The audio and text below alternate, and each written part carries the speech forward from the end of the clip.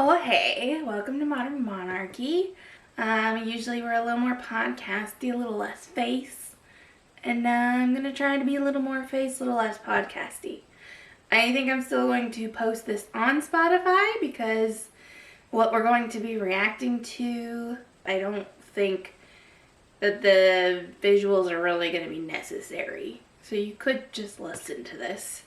Today we're going to watch a Buzzfeed video on the true story behind Princess Diana, which I find very interesting.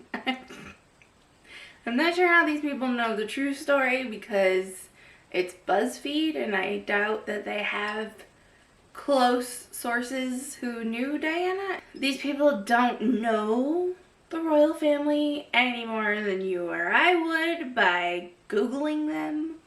And so I doubt that I'm sure whoever did research for this did as best a job as they could. The true story part kind of makes me feel weird because it makes it feel like this video has the true story. If you've ever watched any other documentary or a movie or Diana talking, that's not the true story. Sorry to tell you, this is the true story.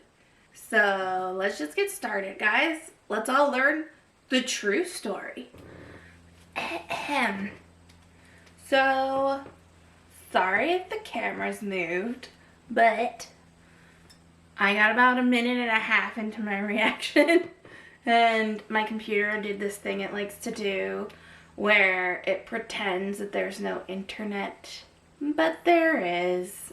So we're starting up our screen record once again. That wasn't frustrating at all. Okay, let's go.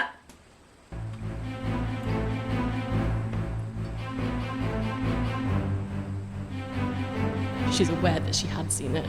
The fourth season of Netflix The Crown introduces a myriad of new characters. Okay, but perhaps so one of the most I culturally said the first time around, the true story behind Princess Diana is in reference to The Crown.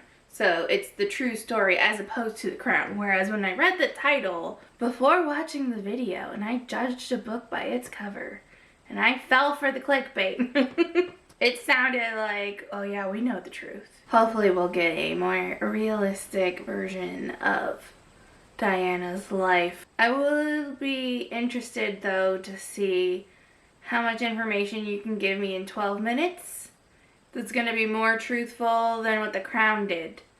Because I'm not saying The Crown is the end-all be-all, but I don't think you're going to do a deep dive in 12 minutes. notable figures of the 1980s also makes her entrance into Buckingham Palace this season. Diana Spencer, Princess of Wales.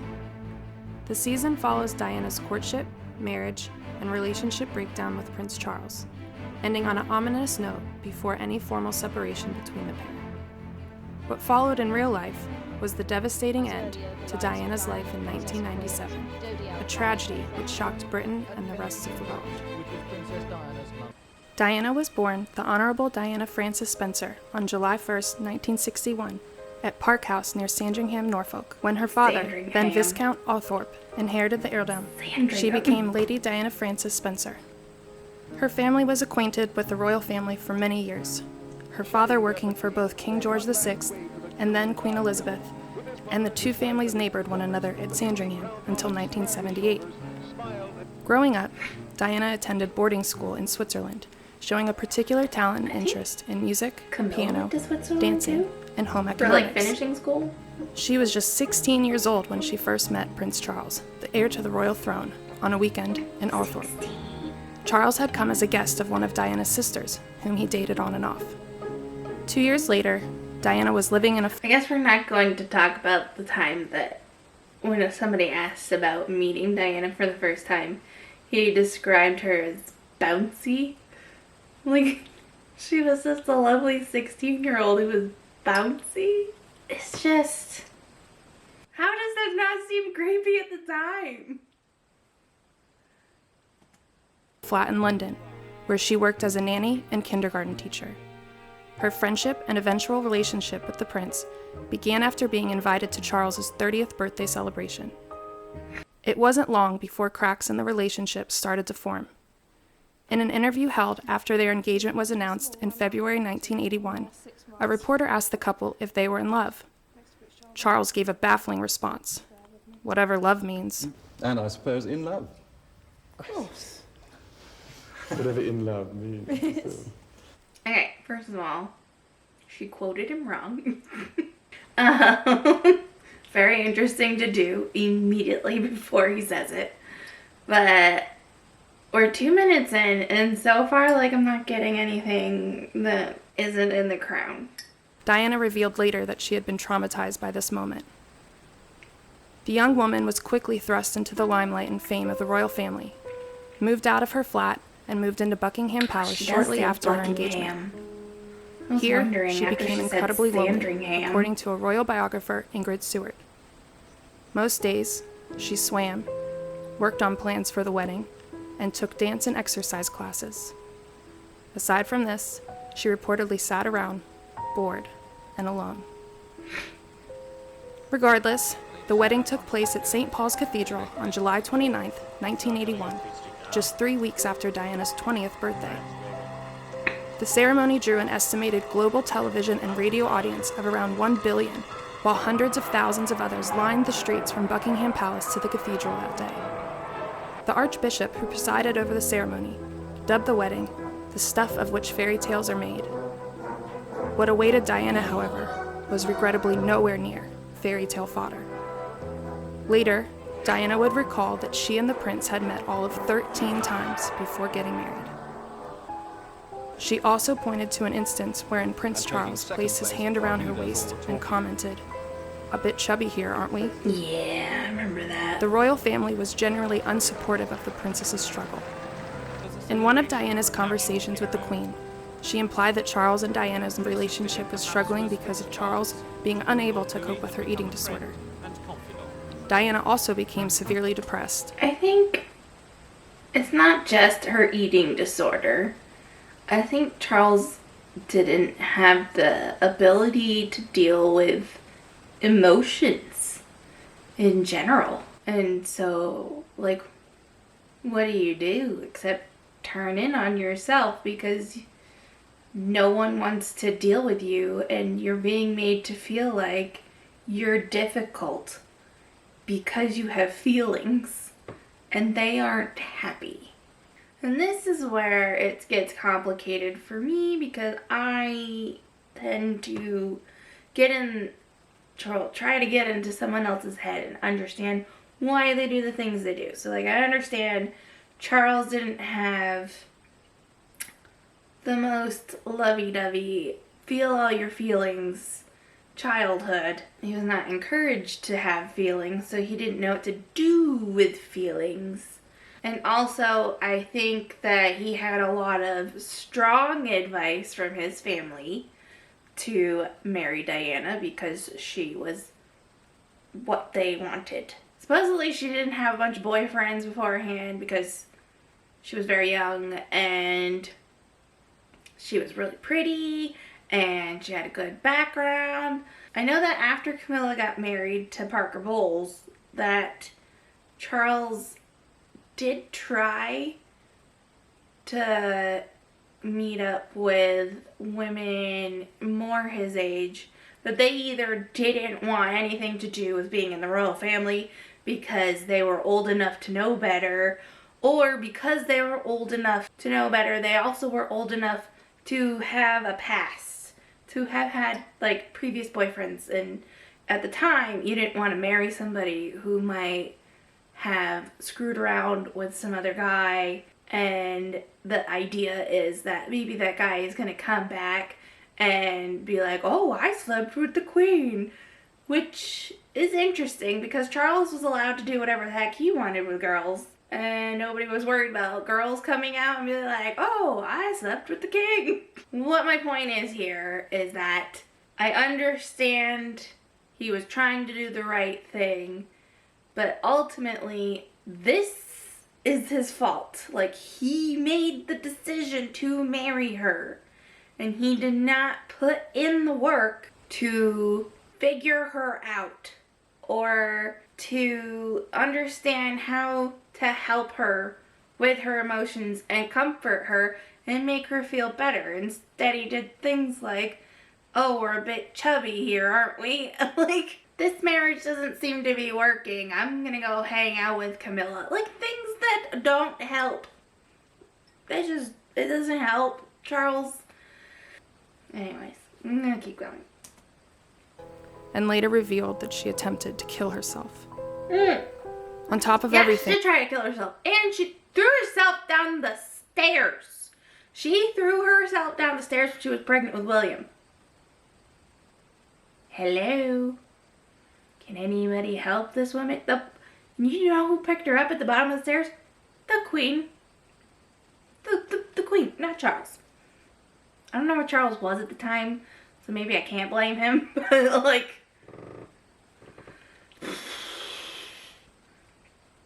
the woman threw herself down the stairs. That's all I'm gonna say. Diana was coping with the additional emotional turmoil of Charles's long-standing affair with Camilla Parker Bowles. Charles and Camilla had dated for 6 months after meeting in 1971, but Charles was discouraged from marrying her by his family. Their affair, however, resumed sometime around 1989. At this point, Diana had given birth to both her children, Prince William and Prince Harry, and was well aware of the relationship between. I find it interesting when people say when Charles and Camilla's relationship was on and when it was off, because I find that really hard to actually know. Like, yeah, you can listen to what Charles said. You can listen to what Charles told us. But, you know, if there's arguments right before the wedding because Diana's finding trinkets that Charles has custom made for Camilla, maybe their relationship wasn't physical while he was, like, trying to make the marriage with Diana work. But it was I believe it was something going on in the background, probably the whole time. Between her husband and Camilla. In her BBC interview, Diana famously acknowledged the affair by saying, "Well, there were 3 of us in this marriage, so it was a bit crowded." Diana and Charles would separate in 1992, their divorce following in August 1996. Despite facing enormous challenges in her life as a royal, Diana flourished in the public eye, becoming an undeniable star of the royal family and winning over the hearts of millions. The princess used her popularity to raise awareness for many causes, such as leprosy, domestic violence, landmines in Angola, and mental health. She made headlines in 1987 for shaking hands with a patient undergoing treatment for AIDS, with the desire to help dispel the myth that HIV/AIDS could be spread through touch. Her popularity was not without its challenges, however, and Diana was severely harassed by the invasive paparazzi, becoming at one point the most photographed woman in the world. According to Prime Minister Tony Blair's former advisor, people felt a kinship to the princess, which led to a deeply emotional reaction from the whole country following her unexpected death. Yeah, I think the kinship that everybody felt with Diana was just like, I think we've all been through really hard times.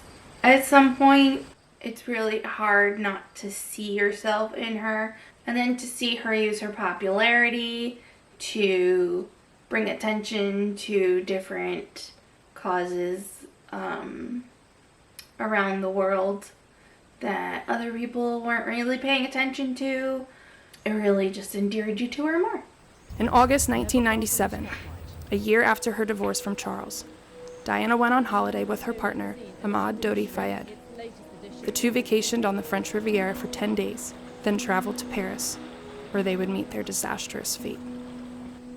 On Saturday, August 30th, Diana and Dodi dined at the private salon in the Ritz Hotel, leaving a few minutes after midnight, presumably to travel to a private estate owned by the Fayeds. A Mercedes-Benz awaited the pair, and they were accompanied by Diana's bodyguard. Accounts of that night state the car reached around 70 miles per hour before approaching the entrance of the Pont de la Mare tunnel, where the posted speed limit was only 30 miles per hour. The driver, Henry Paul, lost control of the vehicle, colliding with a pillar in the center of the highway. Dodie and Paul were pronounced dead at the scene, while Diana was rushed to the Petit Salpêtrière Hospital, still alive. She had suffered a concussion, a broken arm and cut thigh, as well as massive chest injuries. Doctors operated for 2 hours, but failed to get the princess's heart to beat properly again. Diana never regained consciousness and passed away from internal bleeding in the early hours of August 31st, 1997. In 2019, Britain's top forensic pathologist, Dr. Richard Shepherd, revealed that the death was caused by an extremely small and badly placed tear in a vein of Diana's lung, an injury so rare that Dr. Shepherd claimed to never have seen another case of this throughout his career. It was also revealed that should she and Dodie have been wearing seatbelts, the possibility of them surviving the crash could have been much more likely. Diana's bodyguard, the only passenger in the car who was restrained by a seatbelt, was also the only one to survive the crash. On the Monday following the crash, French authorities revealed that driver Henry Paul, who had also been acting head of security at the Ritz Hotel, had a blood alcohol content 3 times higher than the legal limit. Additionally, many eyewitnesses stated that the Mercedes had been followed closely by paparazzi on motorcycles and in other cars, pursuing the possibility of photographing Diana and Dodie together. According to one motorcycle driver following Diana that night, many paparazzi at the scene did not help the victims after the accident, instead taking photographs of the crash. According to the New York Times, 9 of the photographers present at the scene were charged with manslaughter, but were not found guilty.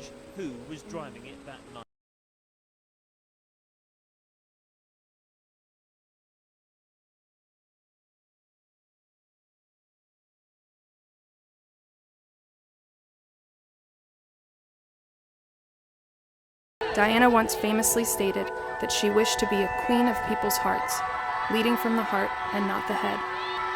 By playing by her own rules and going against the flow of royal tradition, it is undeniable that Princess Diana left an unparalleled legacy and remains a queen of many hearts across the globe.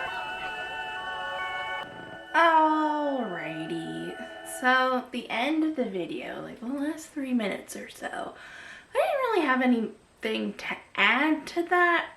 I know she was trying to say that in order for Charles to really get married in the church, I believe in the Anglican church, you can't get remarried unless your previous partner has passed. But I think they also would have had to kill Andrew Parker Bowles, if that's the theory we're going with. I just feel like a car crash is a really inefficient way to off somebody, especially if you are the royal family and you could kill somebody with poison or like any other way. For the video in general though, that was supposed to be the true story as opposed to what the Crown tells you, but like, first of all, the Crown hasn't gotten to the crash yet. And secondly, hey Raj. And secondly, this video was very vague, and obviously you can't do a deep dive in 12 minutes like I said before. So it was just made for clicks, and I clicked. Okay, so next time I want to do actually a longer documentary that's an actual like TV documentary from, I believe, 1996. It's titled something on YouTube about Diana and her messy divorce, and I skipped to the end of the video to see if they're talking about her in past tense, and they're not. So we're gonna watch a documentary. There's actually a photographer that met her a couple of times, and her astrologer, I believe, is in this. So people who've actually spoken to her. And also, I think it's a very interesting period of time for people to talk about Diana after the divorce, but before she died. It's a very interesting time for me, documentary-wise, because to watch people talk about her after the divorce, but before she passed away, there was like a higher concentration of people who did not have nice things to say about her and did think that she was just like a conniving snake in the grass. And basically said some things that if they had said them a year later, they would have been crucified. Because after Diana died, I don't know if you were there, but that lady was canonized. She is a saint. You couldn't say anything bad about Diana. And now I think we've got some more people, at least on Twitter, who have some nasty things to say about her and some lies that they tell. And I don't think she was 100% the best person all the time. She did push an old lady down the stairs and thought it was funny, even when she retells the story. So, there's that. Anyways, I'm out of tea. I'm Modern Monarchy. If you like this video, if you somehow are still watching, please give this video a like. Also, please subscribe. I would like some more subscribers who don't just see my YouTube shorts, which are just my Instagram reels thrown over here. If you're here from my Instagram page, please let me know in the comments below. And I will see you in a couple of weeks. Thanks. Bye.